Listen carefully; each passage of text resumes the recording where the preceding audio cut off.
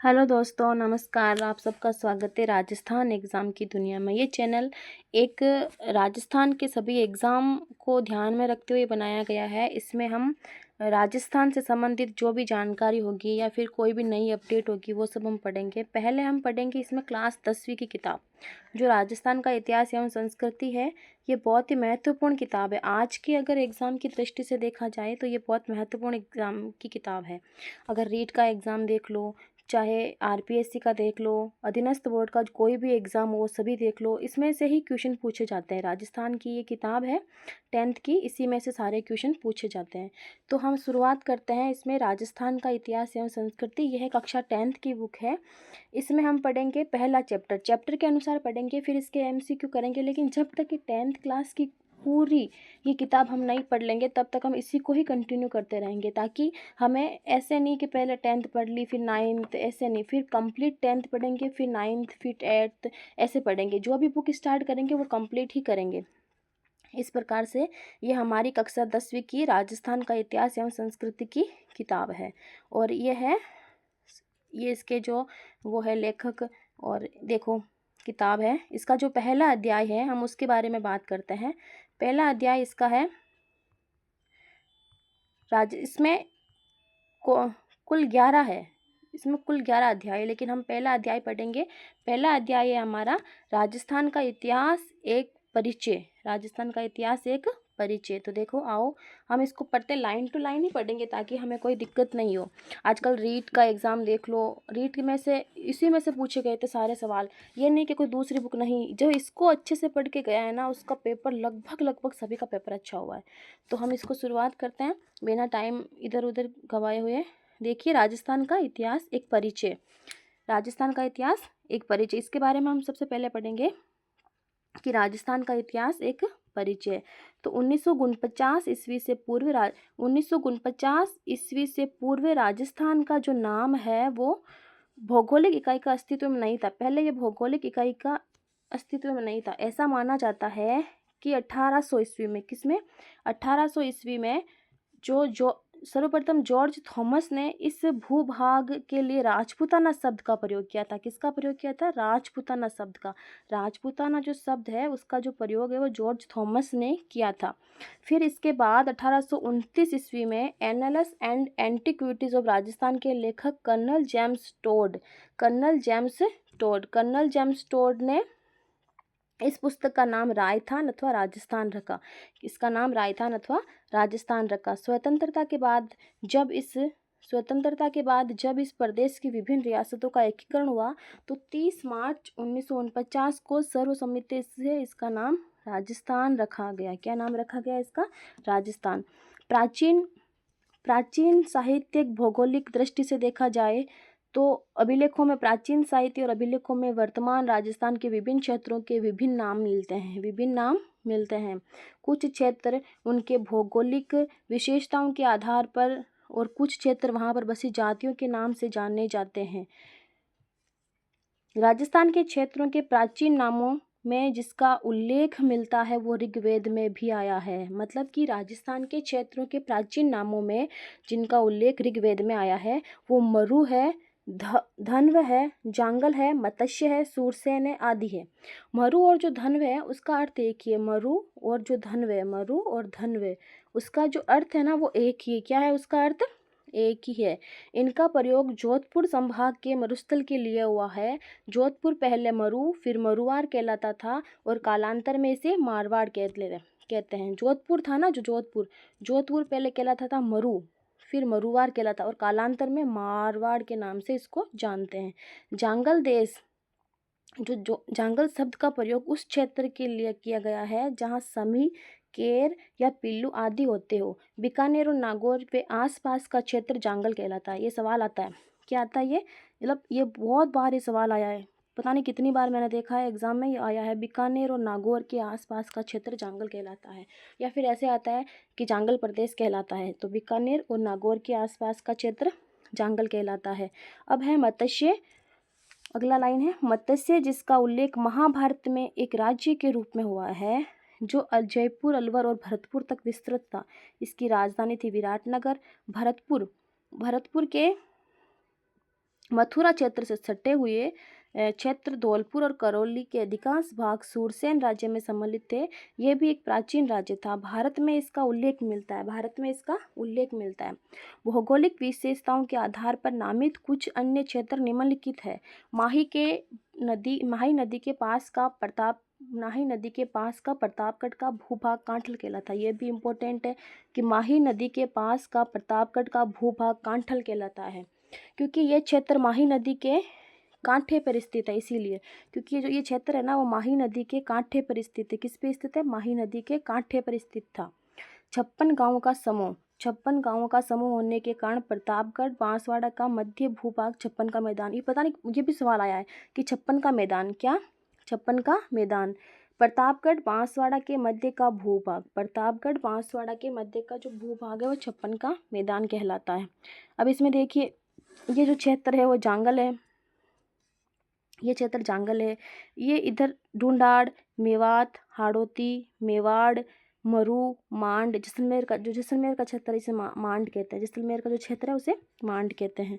इस प्रकार देखिए आगे, यह है राजस्थान के प्राचीन स्थानीय नाम है।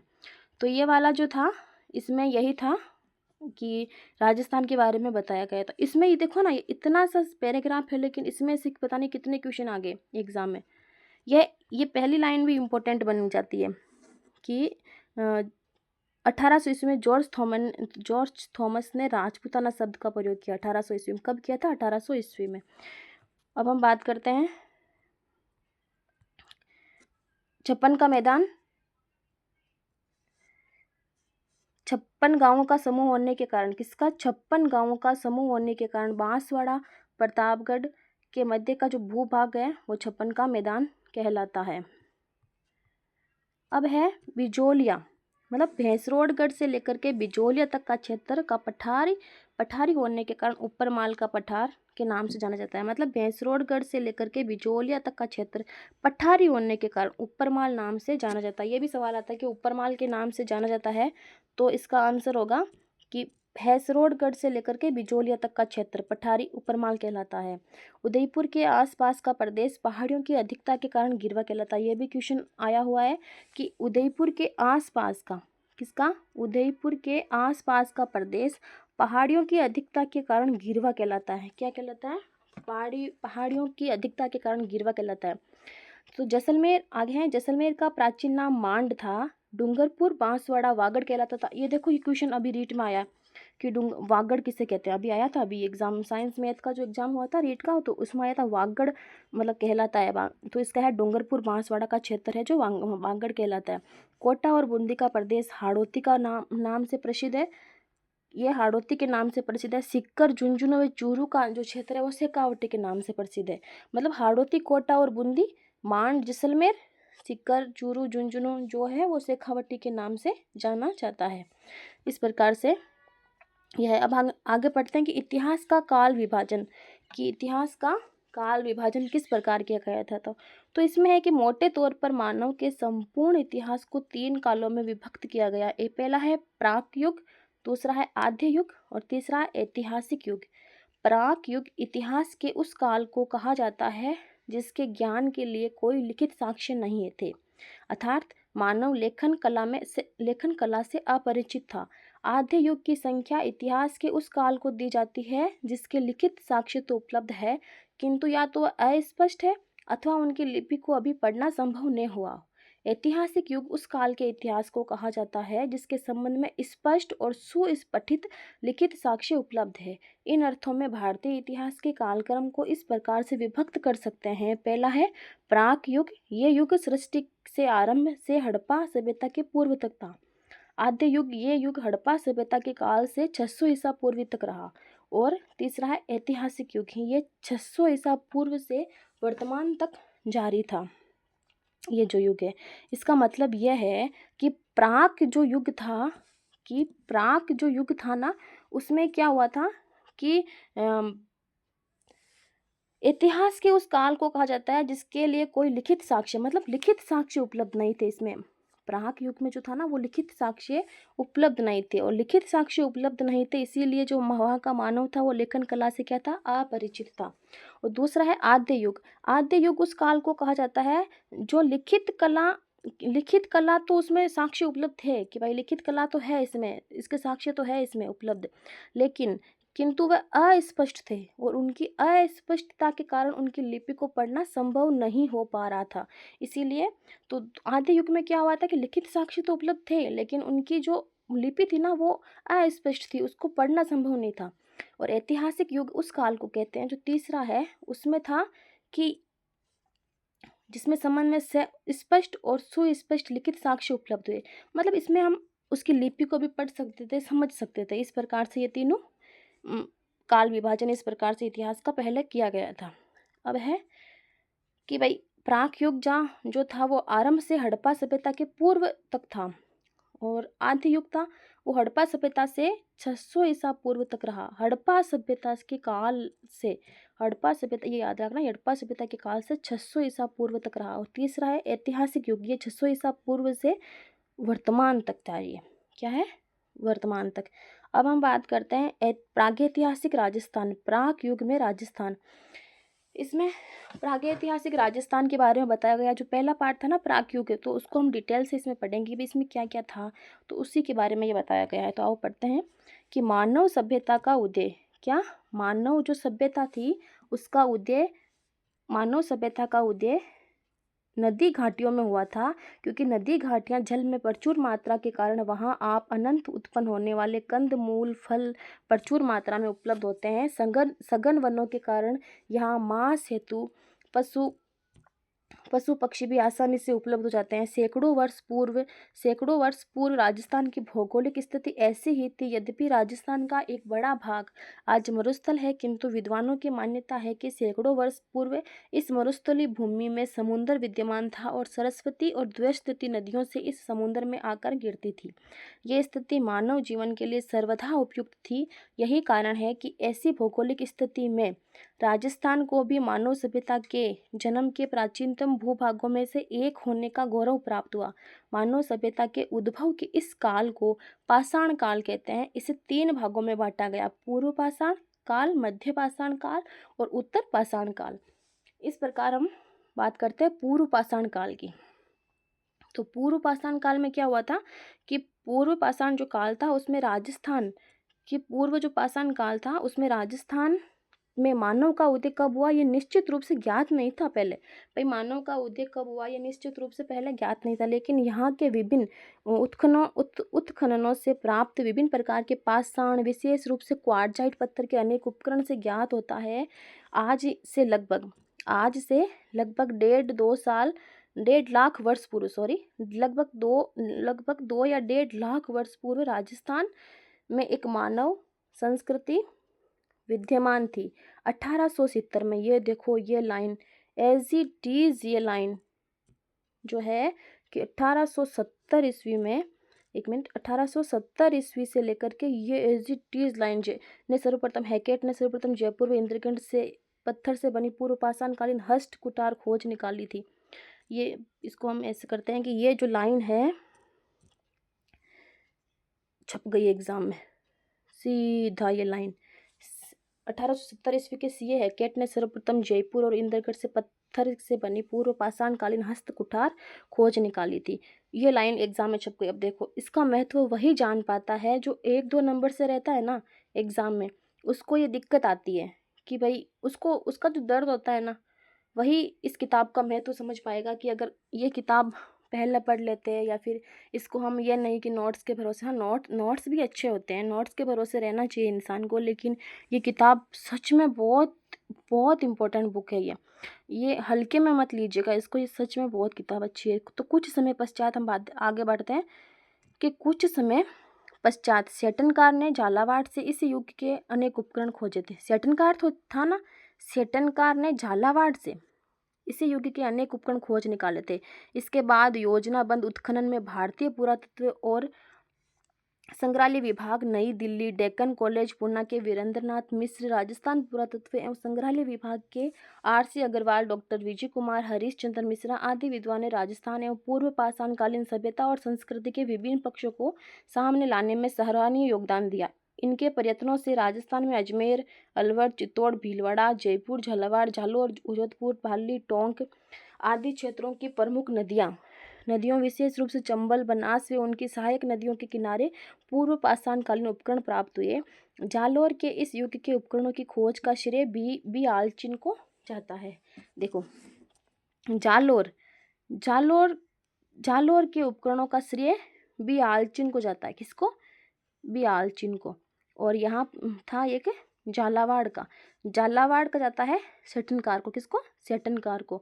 और जालोर का जाता है बी आलचिन को। ये देखो, ये इंपॉर्टेंट लाइन है। और इस वाले पैराग्राफ में ये वाली लाइन भी इंपॉर्टेंट है। 1870 में सीए हैकेट ने सर्वप्रथम जयपुर व इंद्रगढ़ से हस्तकुठार खोज निकाले थे। अब हम आगे पढ़ते हैं मध्य पाषाण काल। क्या पढ़ते हैं हम आगे? मध्य पाषाण काल। मध्य पाषाण काल में है कि मानव सभ्यता से क्रमित विकास की कहानी की दूसरी कड़ी के रूप में राजस्थान के प्रागैतिहासिक काल में मध्य पाषाण काल रहा। पश्चिमी राजस्थान में लूनी और उसकी सहायक नदियों चित्तौड़ की बेड़च नदी घाटी और विराटनगर से मध्य पाषाणकालीन उपकरण मिले। इस काल के उपकरण छोटे, हल्के, कुशलता से निर्मित है। ये उपकरण jasper, agate, chert, carnelian, quartzite, chalcedony आदि पाषाणों से बने हैं, जिनमें blade, engraver, triangle, crescent, trapeze, scraper, pointer आदि उल्लेखनीय है। पत्थर के बने इन छोटे उपकरणों को माइक्रोलिथ लघु पाषाण उपकरण कहा गया है। और अब है लास्ट या अंतिम कह सकते हैं हम इसको कि उत्तर नवपाषाण काल। क्या? उत्तर नवपाषाण काल। उत्तर नवपाषाण काल में यह है कि भारत के अन्य भागों की भांति राजस्थान में भी उत्तर नवपाषाण काल सभ्यता का उदय हुआ था। अजमेर, नागौर, सिक्कर, झुंझुनू, जयपुर, उदयपुर, चित्तौड़, जोधपुर आदि स्थानों से उत्तर पाषाण काल सभ्यता के उपकरण प्राप्त हुए थे। तो ये है रही किताब। इसके आगे हैं कि राजस्थान में धातु काल हम कल पढ़ेंगे। तब तक आज हमने ये पढ़ा इसके बारे में कि 1800 में सर्वप्रथम जॉर्ज थॉमस ने इस भूभाग के लिए राजपूताना शब्द का प्रयोग किया था। और 30 मार्च 1949 को ये सर्वसम्मति इसका नाम राजस्थान रखा गया था इसमें। और ये राजस्थान के प्राचीन स्थानीय नाम है। और इसका काल विभाजन पढ़ा था हमने कि तीनों में हुआ था। पहला था प्राक युग, दूसरा आदि युग, तीसरा था ऐतिहासिक युग। और इसमें ये वाली इम्पोर्टेंट लाइन है कि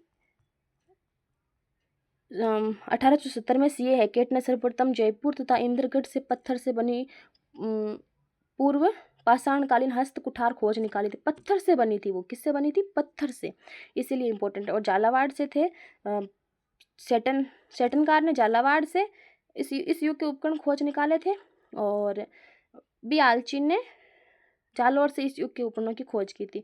तो इस प्रकार से मुझे आशा है कि आपको ये क्लास पसंद आई होगी। ऐसा नहीं पढ़ेंगे कि पूरा 1, 2, 3 मतलब बड़ा सेशन ले लें। ऐसा नहीं, छोटे छोटे में अलग पार्ट वाइज पढ़ेंगे, ताकि हमको उस जो पेज पढ़ रहे हैं ना, उस पेज का सारांश हमको याद रहे।